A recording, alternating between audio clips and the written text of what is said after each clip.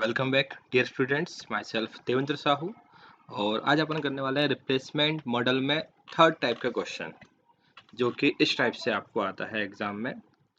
देखो मेरे पास एक 1000 बल्ब है अपने पास, ठीक है। और ये उसका हमारे पास हमको दिया गया है फेलियर पर वीक के हिसाब से। फर्स्ट वीक में है 10%, सेकेंड वीक में है 25%, थर्ड वीक में है 50%, फोर्थ वीक में 80% और फिफ्थ वीक में 100%, ठीक है। और इसकी कॉस्ट मुझे, अगर हम इंडिविजुअल बल्ब को चेंज करते हैं, कॉस्ट आती है 2 रुपये। और अगर हम सारे बल्ब एक साथ चेंज करते हैं ग्रुप पॉलिसी में, तो इसकी कॉस्ट आएगी हमारे पास 50 पैसे पर बल्ब। सो हमको ये बताना है कि भैया हमको सारे बल्ब कब चेंज करना है, कौन सी पॉलिसी आपको अडॉप्ट करना है। सो ये हमारे पास थर्ड टाइप का क्वेश्चन है रिप्लेसमेंट मॉडल का। ओके, इसके कुछ पार्ट है, इसको अपन पार्ट वाइज क्वेश्चन को अपन सॉल्व करने वाले हैं। सबसे पहले जो क्वेश्चन दिया गया वो अपन लिख लेते हैं, ठीक है। देखो यहाँ पे जो मुझे प्रोबेबिलिटी दी गई है वो दी गई है क्यूमुलेटिव में, परसेंटेज, ठीक है। हम इसको फाइंड आउट करेंगे इंडिविजुअली पहले। सो हमने माना कि भैया P जो है वो प्रोबेबिलिटी है किसी भी बल्ब के, ओके, फेलियर की। सो हम बनाएंगे इसमें टेबल एक, वीक X हो जाएगा मेरे पास, प्रोबेबिलिटी ऑफ फेलियर हो जाएगा, और P ऑफ X निकालेंगे। देखो कितने सप्ताह दिए गए मुझे, 5, 1 2 3 4 5, यहाँ लिखूंगा 1 2 3 4 5। देखो अब पहले वीक में कितने फेलियर है मेरे पास, 10%, तो यहाँ लिखेंगे अपन P1 इज इक्वल टू 10%। अब मुझे निकालना है सिर्फ पर्टिकुलर सेकंड वीक के लिए। सो मैं क्या करूंगा, 25 में से 10 को अपन माइनस कर देंगे, ये हो जाएगा मेरे पास 15%।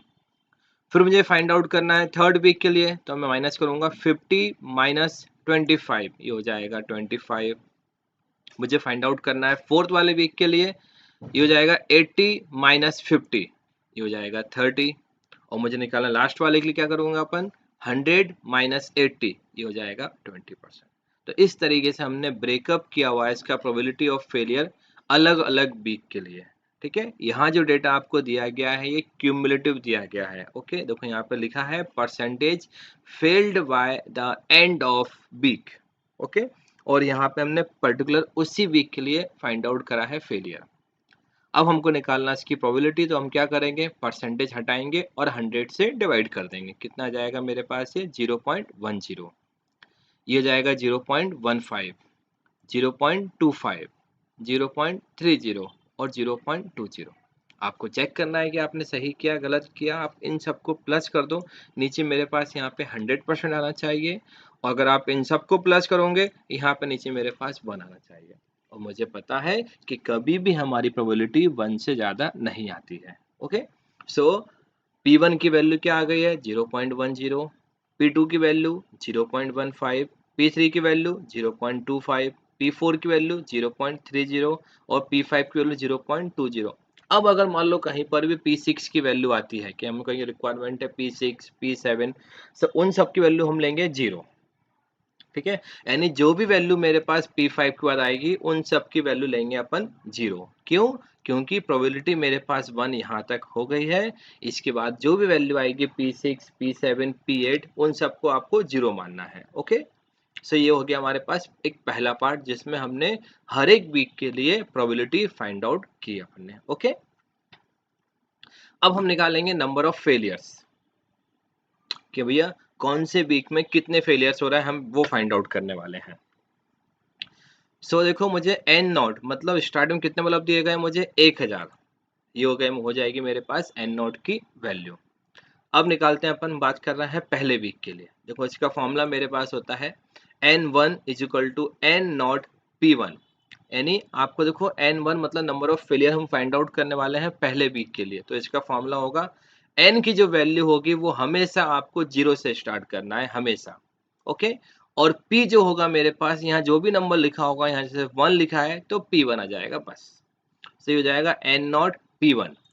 वैल्यू पुट कर देते हैं अपन, एन नॉट देखो वैल्यू क्या दी गई आपको, 1000, यहाँ लिखेंगे अपन 1000 इंटू P1, देखो अभी निकाला अपन ने पीछे 0.10, इन दोनों का अपन मल्टीप्लाई कर देंगे, ये आ जाएगा मेरे पास 100। मतलब मेरे पास पहले वीक में 100 बल्ब का फेलियर है, ओके। अब निकालूंगा मैं सेकंड वीक के लिए।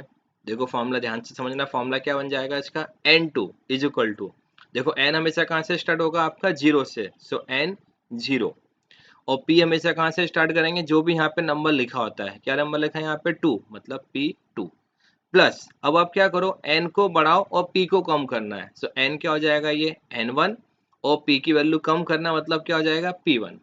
ओके, से हो जाएगा मेरे पास n not p2 plus n1 p1।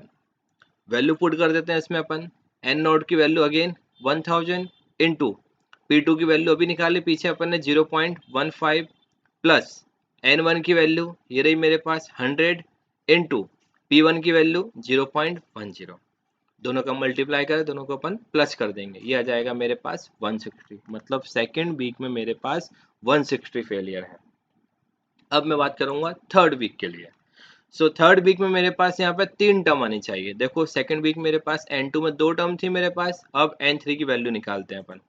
So n3 is equal to n nought, देखो n हमेशा कहाँ से स्टार्ट करेंगे अपन, जीरो से, और p जो भी यहाँ पे नंबर लिखा होगा p3 प्लस जीरो से क्या हो जाएगा ये 1, और ये क्या हो जाएगा 3 से 2 प्लस n2 p1, ये हो जाएगा हमारे पास n3 का फॉर्मूला।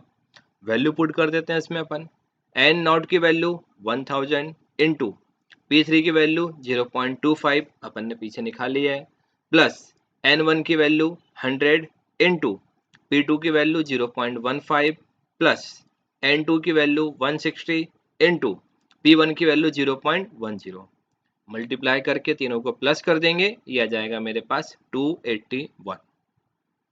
ओके, फिर निकालूंगा, देखो अब ये कहाँ तक निकालना है। ओके, देखो मेरे पास 100 160 मतलब वैल्यू इंक्रीज हो रही है, और वैल्यू इंक्रीज हो रही है, ठीक है, मतलब मुझे और निकालना आगे अभी। फिर निकालूंगा मैं फोर्थ वीक के लिए। सो n4 का क्या हो जाएगा formula, n0 p4 plus n1 p3 plus n2 p2 plus n3 p1, सारी वैल्यू यहाँ पुट कर देते हैं अपन,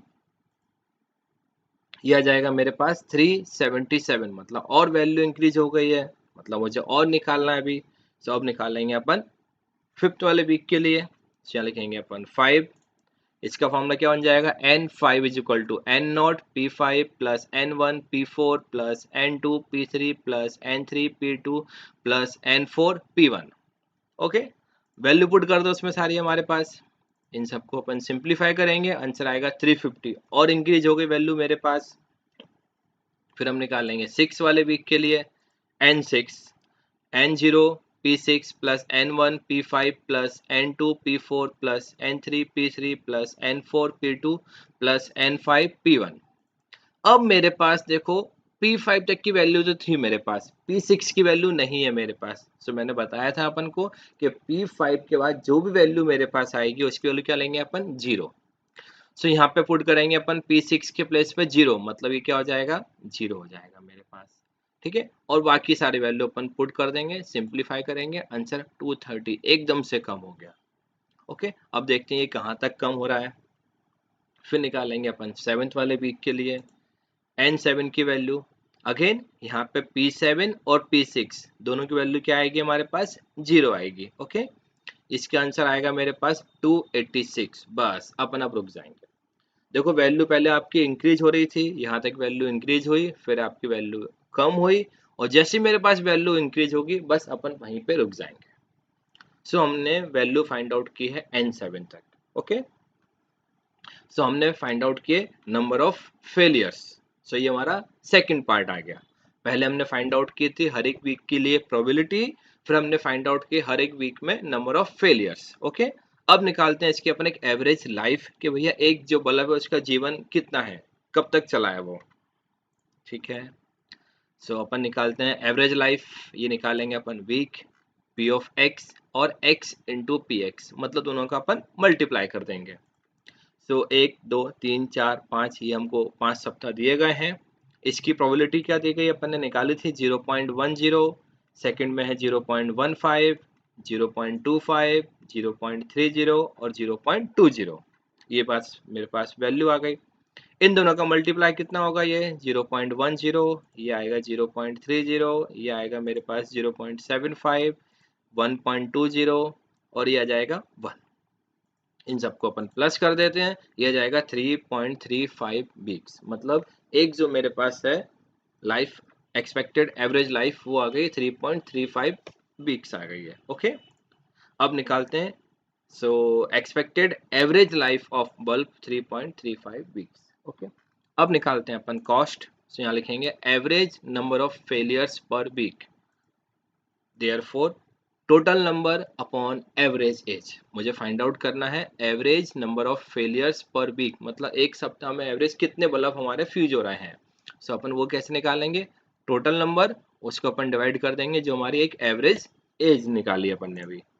सो टोटल नंबर मेरे पास थे 1000, मेरे पास एवरेज अभी निकाला अपन ने 3.35, इससे अपन डिवाइड कर देंगे, यह आ जाएगा मेरे पास 299 बल्ब्स पर वीक, यानी 299 जो बल्ब हैं वो हर सप्ताह आपके फ्यूज हो रहे हैं। ओके, अब निकाल देते हैं इसकी अपन कॉस्ट, क्योंकि हमको इसकी कॉस्ट निकालना है। सो मेरे पास इंडिविजुअल कॉस्ट ऑफ रिप्लेसमेंट आपको क्वेश्चन में दी गई है 2 रुपए पर बल्ब। सो मेरे पास फ्यूज हो रहे हैं 299, एक बल्ब की कॉस्ट है 2 रुपए, दोनों का अपन मल्टीप्लाई कर दो। सो ये जाएगा मेरे पास 2 इंटू 299, देयरफॉर ये जाएगा मेरे पास 598 रुपीज। यानी अगर कोई बल्ब आपका फ्यूज हो रहा है और उसको मैं चेंज कर रहा हूँ, सो मेरा कॉस्ट आएगी 598। इसको बोलेंगे अपन इंडिविजुअली फेलियर रिप्लेसमेंट। ओके, अब हम बात करते हैं ग्रुप रिप्लेसमेंट की। चेक कर लेते हैं अपन ग्रुप को भी। सो हम बनाएंगे इसके लिए टेबल एक, जिसमें पहला कॉलम बनेगा एंड ऑफ वीक, दूसरा आएगा cost of individually replacement, cumulative cost of individually replacement, cost of group replacement, total cost of replacement, और लास्ट मेरे पास आ जाएगा एवरेज कॉस्ट पर वीक। ये फिक्स है 6 कॉलम, यही 6 कॉलम हमारे बनेंगे। ओके, यहाँ लिख लेते हैं अपन 1 2 3 4 5, 5 सप्ताह दिए गए, हमने पांचों लिख लिए। कॉस्ट ऑफ इंडिविजुअल रिप्लेसमेंट, देखो पहले वीक में कितने फेलियर थे मेरे पास 100 इनटू, और कॉस्ट कितनी है उसकी रिप्लेसमेंट की 2 रुपए, कितनी कॉस्ट आ जाएगी हमारे पास 200 रुपीज। फिर हम बात करते हैं सेकेंड वीक के लिए। देखो सेकेंड वीक में मेरे पास है नंबर ऑफ फेलियर 160 इनटू 2, ये जाएगा 320 रुपए आ जाएंगे मेरे पास। थर्ड वीक में मेरे पास नंबर ऑफ फेलियर है 281 इनटू 2, ये आ जाएगा 562। फोर्थ वीक में मेरे पास नंबर ऑफ फेलियर है 377 इंटू 2, ये हो जाएगा 754। और फिफ्थ वीक में मेरे पास नंबर ऑफ फेलियर्स हैं 350 इंटू 2, ये हो जाएगा 700। सो हमने इस तरीके से हर एक वीक के लिए जो कॉस्ट है अपन ने वो फाइंड आउट करी है रिप्लेसमेंट की इंडिविजुअली। अब हम बात करते हैं क्यूमुलेटिव, मतलब इसका अपन क्यूमुलेटिव कर दो, पहली वैल्यू सेम 200 प्लस 320, ये हो जाएगा 520, 520 प्लस 562, ये हो जाएगा 1082, प्लस 754, ये हो जाएगा 1836, और इसमें हम प्लस करेंगे 700, ये आ जाएगा 2536। सी हो जाएगी मेरे पास क्यूमुलेटिव कॉस्ट। अब आते हैं अपन कॉस्ट ऑफ ग्रुप रिप्लेसमेंट।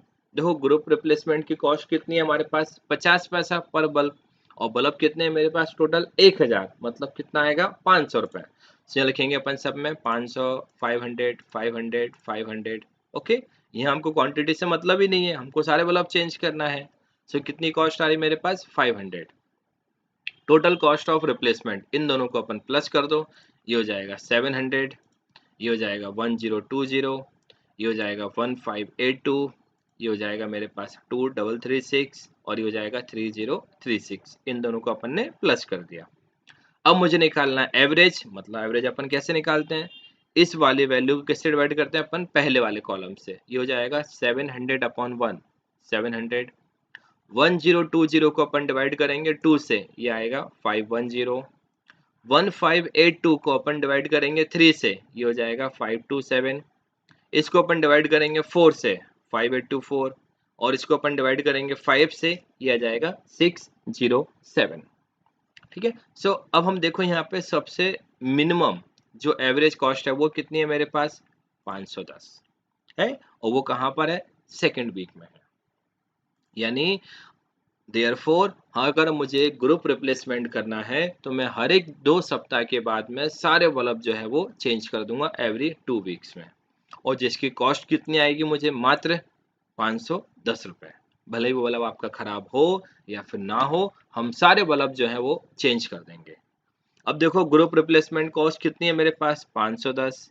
और जब हमने इससे पहले रिप्लेसमेंट किया था इंडिविजुअली, उसकी कॉस्ट कितनी आ रही थी मेरे पास, 598 रुपीज। सो हम कौन सी पॉलिसी अडॉप्ट करेंगे, ग्रुप रिप्लेसमेंट वाली पॉलिसी, जिसकी कॉस्ट मेरे पास कम भी है और मेरे हर एक 2 सप्ताह में सारे बल्ब चेंज हो जाएंगे। ओके, तो इस तरीके से हम जो जो हमारा थर्ड पार्ट है रिप्लेसमेंट वाला, ग्रुप रिप्लेसमेंट, इसको अपन सॉल्व करते हैं। 3 पार्ट है, पहले में निकालेंगे अपन इंडिविजुअल प्रोबेबिलिटी निकालते हैं अपन, फिर अपन नंबर ऑफ फेलियर्स निकालेंगे, फिर अपन एवरेज लाइफ निकालेंगे, फिर उसकी अपन कॉस्ट निकालते हैं और फिर हम बात करते हैं ग्रुप रिप्लेसमेंट की। ठीक है, सो इस तरीके से क्वेश्चन हमने सॉल्व किया, वेरी वेरी आईएमपी है ये। ओके, थैंक यू, मिलते हैं अपन अगली वीडियो में।